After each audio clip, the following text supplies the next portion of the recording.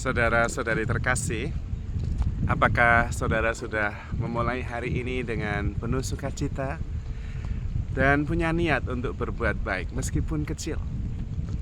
Semoga Tuhan memberkati niat baik saudara. Saya pernah berbagi pengalaman tentang jam suci, yaitu salah satu jam yang kita pilih sendiri, entah jam 10 atau jam 11, untuk menjadi tempat kita melempar semua perkara dan pikiran yang muyak. Contohnya seperti ini. Jadi kalau kita lagi muyak mikir macam-macam, berhenti sejenak dan kemudian udah nanti mikirnya muyaknya jam 11. Lalu kita mengerjakan apa yang kita kerjakan dengan hadir sepenuhnya. Sadar sepenuhnya, hadir sepenuhnya pada saat ini, fokus pada apa yang sedang dikerjakan dengan kesadaran penuh. Kalau kemudian pikiran macam-macam kesana kemari mikir lagi muyak, berhenti sejenak dan katakan nanti jam 11 saja. Dan menarik bahwa ketika jam 11 banyak sekali pikiran yang tadi sudah dilempar ke situ sudah tidak ingat. Karena memang pikiran kita itu berubah-ubah. Seringkali kita terlalu muyak dengan satu pikiran tidak bisa berhenti. Tapi dengan salah satu strategi, dengan melemparkan pada jam suci semua perkara itu, lalu nanti jam 11, lalu mulai memilah-milah malah sudah tidak ingat lagi tadi yang dilempar jam 11 itu apa. Karena pikiran silih berganti, berubah-ubah, tidak ada yang tetap. Dan itu salah satu strategi untuk kita bisa hadir sepenuhnya, sadar sepenuhnya. Untuk melengkapi salah satu pendekatan atau strategi hadir sepenuhnya itu, saya mempunyai sebuah tips lain, yaitu tips periode suci. Periode suci itu adalah memilih untuk berhenti sejenak setiap jam. 1 jam sekali, berhenti sejenak 1 menit atau 2 menit. Dan kemudian menemukan salah satu saja yang bisa disyukuri, satu saja, setiap 1 jam. Kemudian merasakan rasa syukur itu dan bergembira mengalami apa yang bisa disyukuri. Setiap jam berhenti. Dan itu akan menciptakan sebuah kebiasaan yang membantu kita untuk memenuhi hidup kita dengan rasa syukur. Dan itu sangat menolong.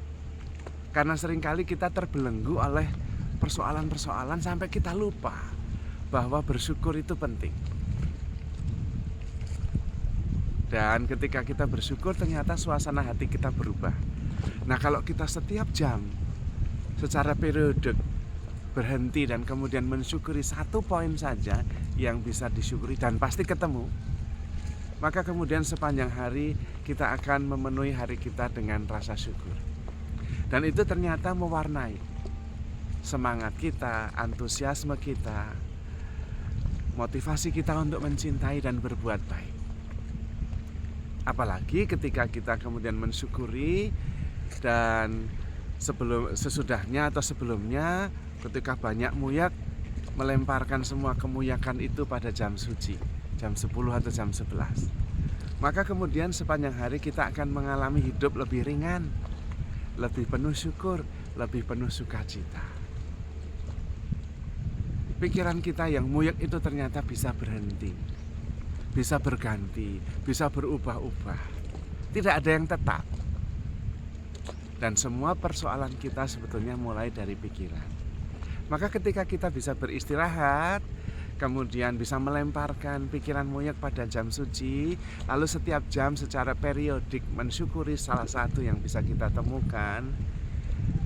Salah satu hasil yang ajaib adalah kita menguasai pikiran kita, bukan kita yang dikuasai oleh pikiran kita. Dan kalau itu dipraktekkan ternyata hidup menjadi lebih ringan, lebih penuh syukur, lebih penuh sukacita, dan lebih jernih memandang kehidupan ini. Kita kemudian bisa menjadi lebih luas, terbuka, menerima segalanya, mensyukuri segalanya. dan kemudian terlibat sepenuhnya pada setiap peristiwa. Lalu kita bisa mengerti bahwa banyak hal yang membuat kita muyak itu sebetulnya adalah keinginan-keinginan egoistik serta kekhawatiran-kekhawatiran yang membuat kita menjadi tidak tenang, yang membuat kita merasa tidak mampu untuk bersyukur. Tetapi kalau kita bisa pelan-pelan mempunyai jam suci dan kemudian mempunyai periode untuk bersyukur, kita yang menguasai pikiran kita. Ketika pikiran muyak bisa berhenti sejenak, oh ini secara periodik saya harus mensyukuri, menemukan 1, 2. Nah, pikiran yang muyak itu berhenti.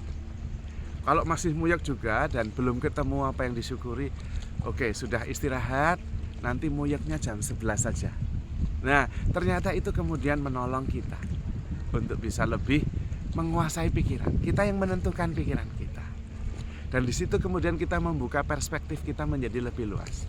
Pikiran kita itu luas, tidak sempit, dan hidup kita itu tidak terbelenggu oleh 1 atau 2 perkara yang membuat kita sulit untuk bersyukur. Kalau kita mensyukuri setiap saat, setiap waktu, sebetulnya hidup itu sungguh-sungguh menakjubkan. Apalagi kalau kita kemudian sadar bahwa kita begitu dicintai Tuhan.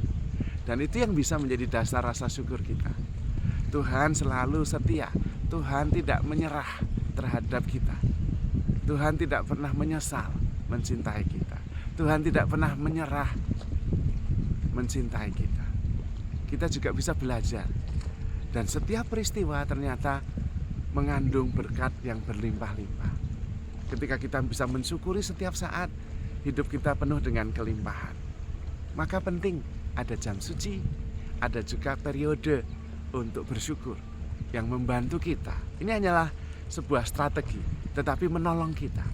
Karena dalam latihan rohani kita perlu mempunyai keterampilan-keterampilan yang kita praktekkan. Karena hidup rohani itu bukan apa yang kita pikirkan, tapi apa yang kita jalankan, apa yang kita refleksikan, dan apa yang kita alami secara langsung. Di situ akan ada perubahan dari berpikir ke pengalaman, shifting from thinking to experiencing. Dan kemudian kita bersyukur mengalami setiap peristiwa sebagai sebuah anugerah yang menakjubkan, dan hidup kita juga penuh dengan sukacita. Terutama dengan latihan ini, pelan-pelan kita bisa mensyukuri bahwa hidup kita itu aman di tangan Tuhan.